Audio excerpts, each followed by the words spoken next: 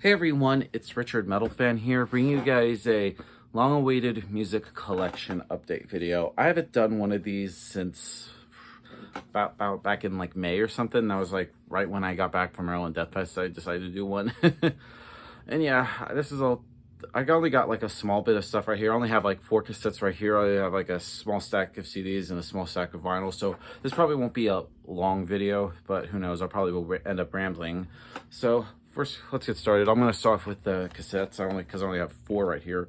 First one I want to showcase is Death's Leprosy album. This is a reissue that, and I drop it like a dumbass. This is a reissue that Relapse put out back in 2014. And as you can see, it is signed by Rick Ross, because I saw his band Left to Die. They were playing pretty much all the songs from this album in full, including some songs from Scream Bloody Gore. Yeah, and I also have the CD and the vinyl signed by Rick Ross as well. He's a really cool dude, and I actually interviewed him at that show, so check that out if you haven't. Anyway, then the next 3 cassettes are all from the same band.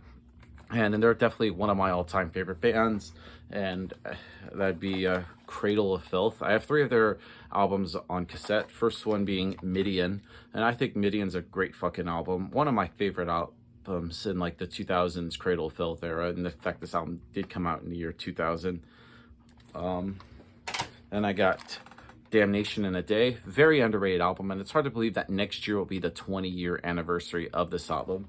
And personally, they probably like my 2nd or 3rd favorite Cradle of Filth album, Nymphetamine. I just think that's a great fucking album from start to finish. Anyway, moving on to the CDs right here. I only have like a small stack. Most of these are like albums. Some of these are albums that came out this year, and I have a couple older ones just to like trying to get caught up and stuff, as always, and which will probably take forever. But moving on, first off, I want to showcase the new Abbott album entitled Dread Reaver. I think it's a pretty good album. I actually like it a lot more than Outstrider, to be honest. I think Abbott and the boys really stepped it up. Everything is just great, and I love how they did like a Metallica cover, Trapped Under Ice. Yeah, and I'm hoping that he does a tour here soon. I know he played with the Motorhead tribute band called Bombers when I went to Las Vegas for the Psycho Las Vegas Fest. And I didn't see them, but I actually got to meet him, and he was a fucking cool dude. Anyway, moving on, I got the new Amon Amarth album, The Great Heathen Army. It's a damn good album. Definitely a step up from Berserker. I think Johan Hegg and the boys stepped it up. And I just love it's this little digipack that it just looks fucking great. Okay, but overall, another great album. This one I got yesterday, and that's the new Arch Enemy album, Deceivers. It's a decent album, although I do prefer the album before that, Will to Power. But yeah, I don't know. This will probably grow on me with some listens. Anyway, next up I have the latest Belphegor album, The Devils. One of the most sickest black and death metal bands from Austria. Like Helmuth and the boys just really stepped it up on here. I think I like it a lot more than Torrential. Anyway, moving on to this album came out yesterday, and I got this on the release day at my local CD store in Marietta, and that'd be The God Machine by Blind Guardian. I think this is a really good album. I actually like it a lot more than Beyond the Red Mirror, to be honest. I think this is a lot more darker and just powerful. I mean, you can even tell by just the album artwork alone, it's fucking better. And I think they just really stepped it up. Anyway, then we got an older album to showcase, and that'd be Wrath of the Tyrant by Emperor.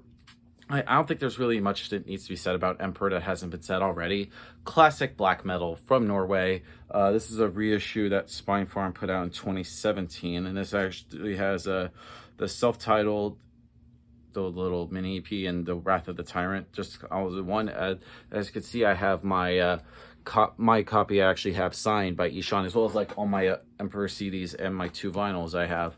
I got signed when Ishan was playing with his solo band at Prague Power. I had him sign everything, and he was a really cool guy. And I finally got to see Emperor 2 weeks ago at Psycho Las Vegas, and that was a dream come true. It was a big bucket list for me, and I was like, wow, I can't believe I finally got to see Emperor.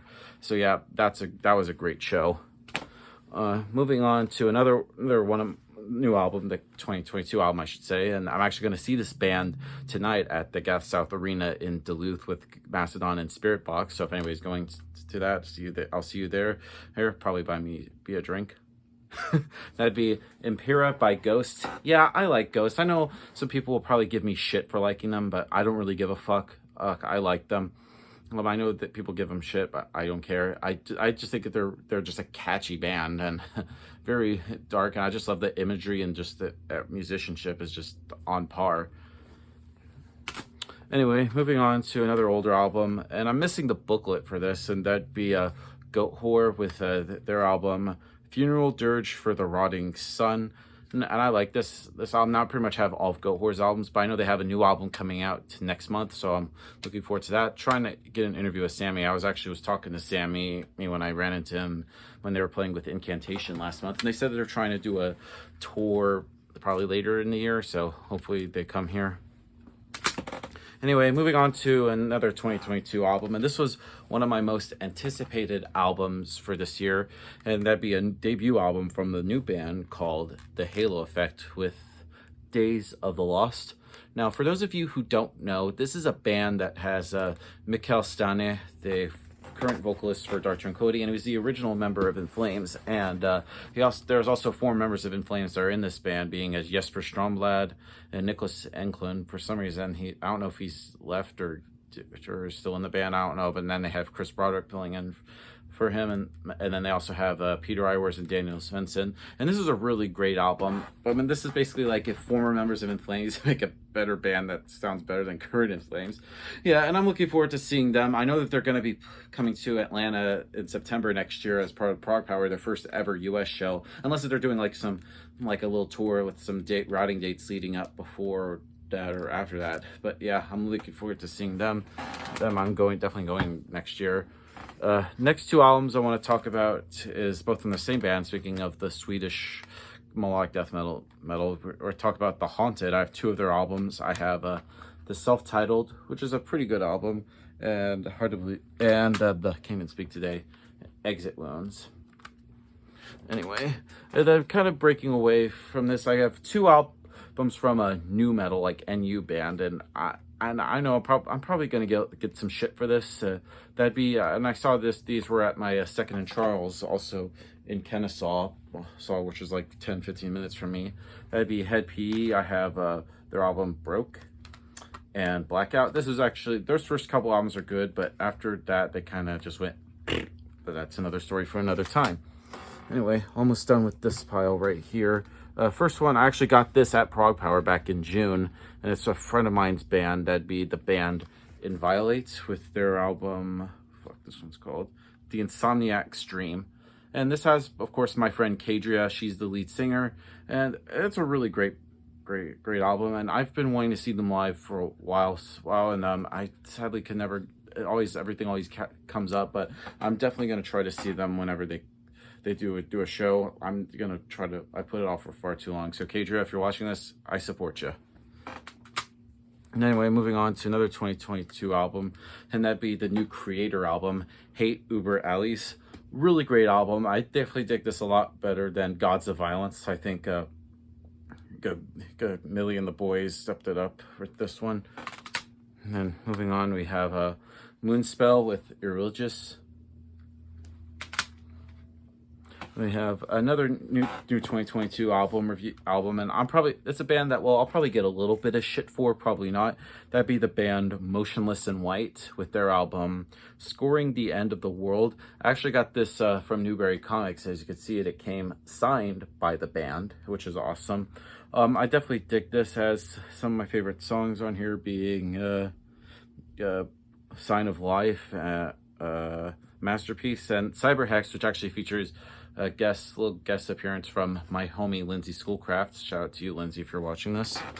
And moving on to another, one of EPs that came out, I believe, last year, and that'd be the Oblivion by Of Sulfur. So you can see it is signed by Ricky and Chase, since they're the only 2 members that are on this release that are in the band. And I heard they were starting to run out of this, so I got this from when they were doing a headlining show back in June at the Sabbath Brewing in Atlanta. So really cool to get this one. Anyway, moving on, I have Paradise Lost, Tragic Idol. I saw them at the last day of Psycho in Las Vegas, and that was great. But anyway, moving on to these next 7 albums are all from the same band, and I completed their discography. And I'm talking about the band Pathology. They're sort of a brutal death metal band from San Diego, California. I have, first off, we have is I'll try to make sure these are in order. Their debut, Surgically Hacked. Incisions of Perverse Debauchery. I got this from I forget where I think it was from outside in Europe, from Europe, but it didn't come with a jewel case. So I'm definitely need to try to get a jewel case. It just has the inner tray, the booklet, and the CD. Age of Onset.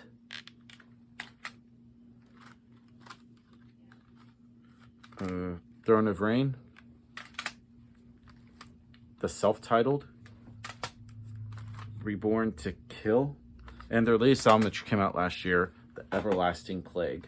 Really great band. I was actually supposed to see them a couple months ago, but their band broke down, so they couldn't make the show, and I was really pissed. Anyway, moving on, we have the new Septic Flesh album, Modern Primitive. Really great album. They could do no wrong. They're just fucking sick. Anyway, I also have the new Soilwork album, Overgiven Hetten. I probably butchered that. Yeah, definitely a great band. Very underrated band, in my opinion. They definitely deserve more recognition. Moving on, I have a new band called Stabbing. They're being called Ravenous Psychotic Onslaught. They're a brutal death metal band based out of Texas. And I actually know their bass player, Meryl, because she used to live in Georgia. She used to play with Borning, another local band from Georgia. But then she moved to Texas. Her and her husband, Renee, who is the drummer of the band, started this band. It's a really great album, really EP from a new band. Yeah, check them out if you haven't. I remember a funny story, kind of getting off track again. My buddy Tommy says I'm pretty much like the infidel Amsterdam of America. And I can't, and no offense to you, Ed, if you're by any chance watching this. So yeah. And then the last 4 albums are all from the same band. And like I said, I'll probably get some shit for this band too, and that'd be the band The Word Alive, who I'm pretty sure everybody knows who they are. Post-hardcore, metalcore band from Arizona. First off, we have the Empire's EP. So you see it is signed by their singer Telly. And then I have Real, Violent Noise, and their latest album, Monomania. And that's pretty good. And then last thing to show you guys is the little vinyls I have. I only have like about 7 vinyls right here. First off, we have, like I said, The Halo Effect, Days of the Lost. I just had to get this on vinyl too. It's just a great album. And open up with the gatefold with the band members. And this is a 2 LP, and this vinyl, or 1 LP I should say, for some reason. And it's actually a clear vinyl, which is awesome. I'll put that back in here. Next up, I have a Incantation with Upon the Throne of Apocalypse. It's signed by my buddy John McKenty. I think it's just a simple black. This vinyl I actually got today, and I'm actually going to see them next week with a Deicide, and that'd be the band Cataclysm with Of Ghosts and Gods. Really good album. Open up, it's a gatefold right here. It's a simple black vinyl, and this one actually has a bonus thing on side D, which is live in South Africa, recorded in Cape Town, July 18th, 2014.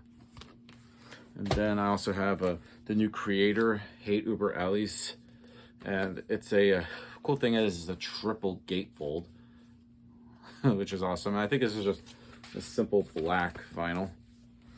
And then next one, and I'm actually of course wearing the shirt of this, that'd be Merciful Fate with Don't Break the Oath. I don't think there's really not much that needs to be said about this one. And this vinyl is this cool looking marble vinyl, which it's a really great album. This is a reissue that came out 2020. Yeah. Anyway, then moving on, we have one of my favorite power metal bands, that'd be Unleash the Archers with Demons of the Astro Waste. This vinyl, it has a picture, a gatefold with a picture of the band. It's a simple black vinyl, and they're also going to be playing at Proud Power next year, so I'm looking forward to seeing them. And the final album or vinyl is The Word Alive with Deceiver.